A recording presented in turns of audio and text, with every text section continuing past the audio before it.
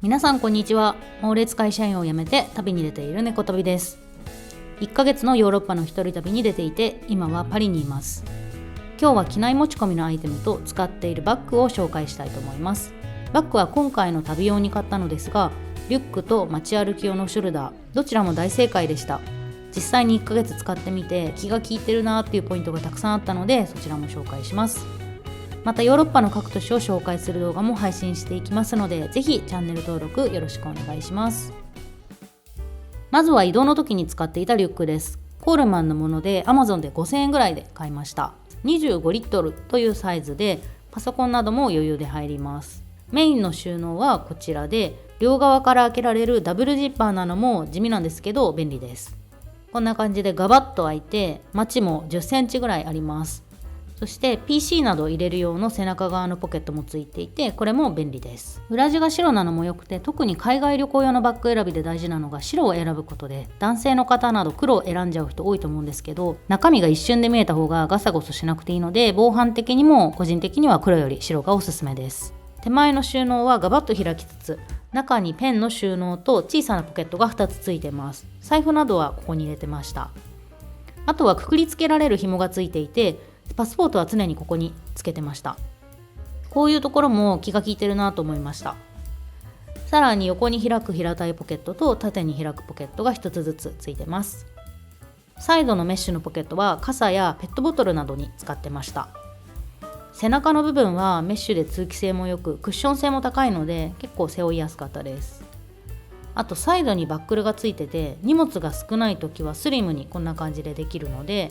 便利だったのと、あとはキャップなど中に別に入れとかなくてもいいものをここにぶら下げたりしてました。次は持ち歩き用のショルダーです。こちらも Amazon でレスポートサックのものを買いました。しっかりした生地で軽くて、こちらも使いやすかったです。太めの紐なので肩も痛くなりにくく、大きな収納が2つ、内ポケット、外側は2つ、そして反対側に1つポケットがついてて、パスポートはここに入れてました。すごいなと思ったのが、このジッパーで街の幅を調節できるんですね。街歩きの時はこんな感じで前に背負ってました。体にフィットする素材なのも良かったです。ではここから機内持ち込みのアイテムを紹介します。まずはこちらのパスポートですね。パスポートケースは空港の中で、保安検査から手荷物からとか移動するときに首からかけておくとカバンの出し入れしなくて済むので、こういう紐がついてるタイプのものを選んでます。このパスポートとパスポートケース。次がこのネックピローです。持ち物動画でも紹介したんですけど、この自在に形が変えられるっていうところが結構気に入っていて、こういう状態で入っているので、自分で形を決めて、横向きに寝る人だったらちょっとこんな感じとか、そういう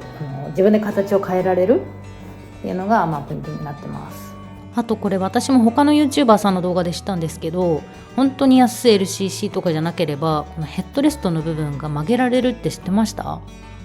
なのでもしネックピロー忘れちゃったって場合は、これぜひ試してみてください。こちらは100均のスリッパです。これはやっぱりすごく重宝しますね。ホテルとかでもそうなんですけど、こんな感じで折りたたんで使えるので、これを入れておきます。こちらのスリッパは座席に着いたらすぐにもう靴を脱いで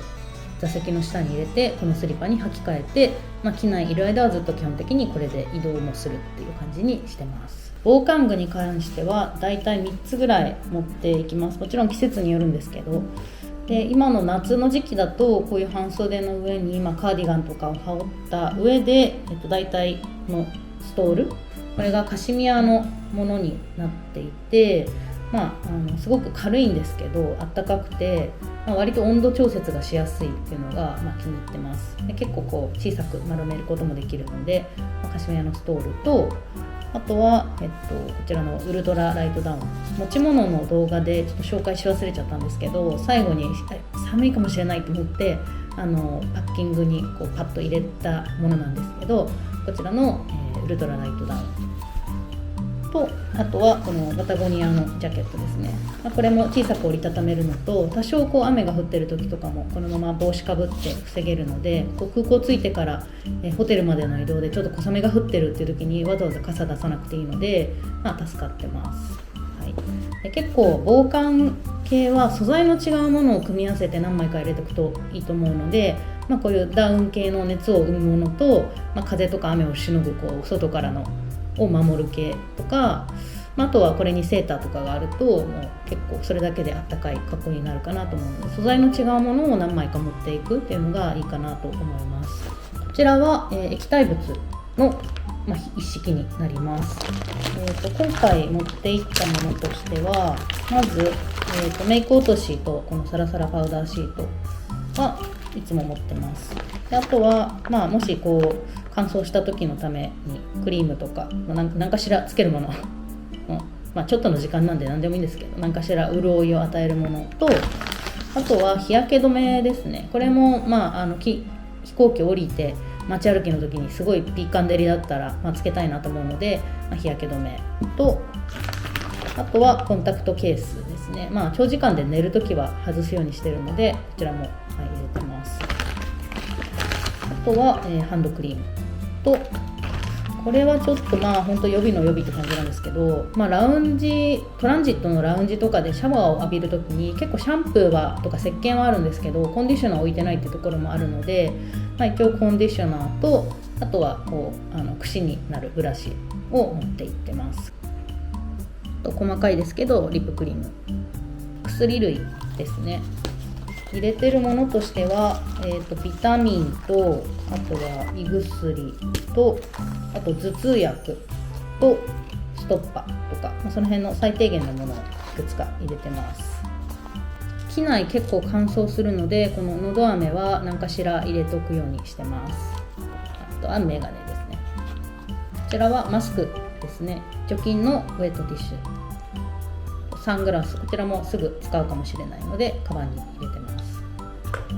エコバッグですね。これも、途中で例えばお土産を免税店でお土産を買いたくなっちゃったとか、そういう時にも役に立つので、こちら持ってってます。音楽聴く系はこの AirPods の完全ワイヤレスイヤホンと、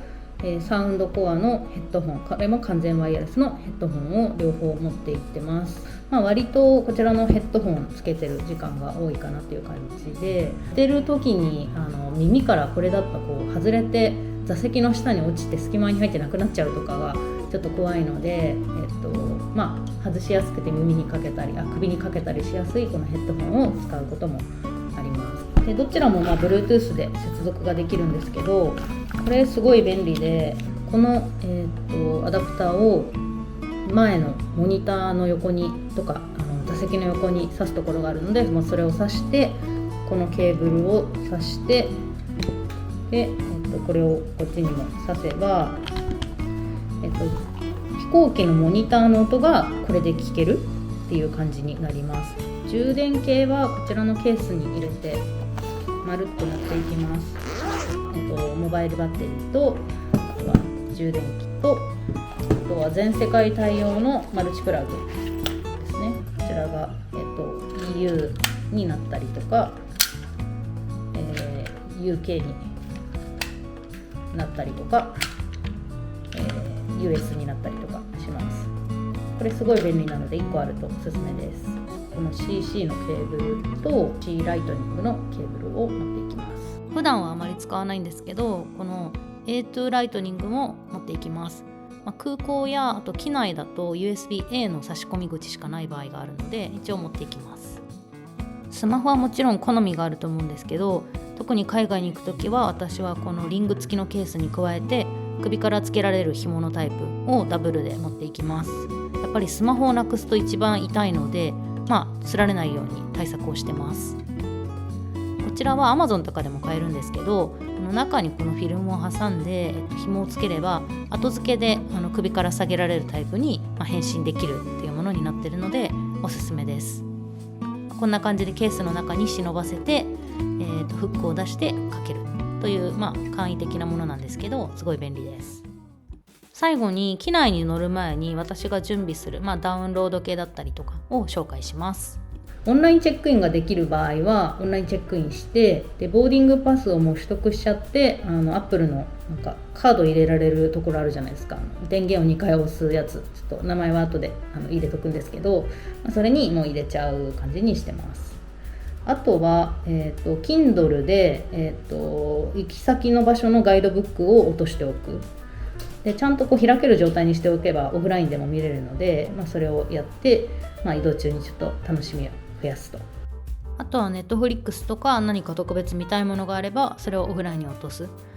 この辺を機内に乗る前に Wi-Fi 環境でやっておきます。バッグの紹介と機内持ち込みの荷物いかがでしたでしょうか。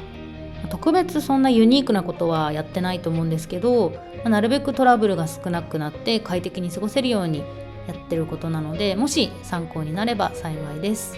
今回もご視聴ありがとうございました。よろしければチャンネル登録、高評価もよろしくお願いします。ありがとうございました。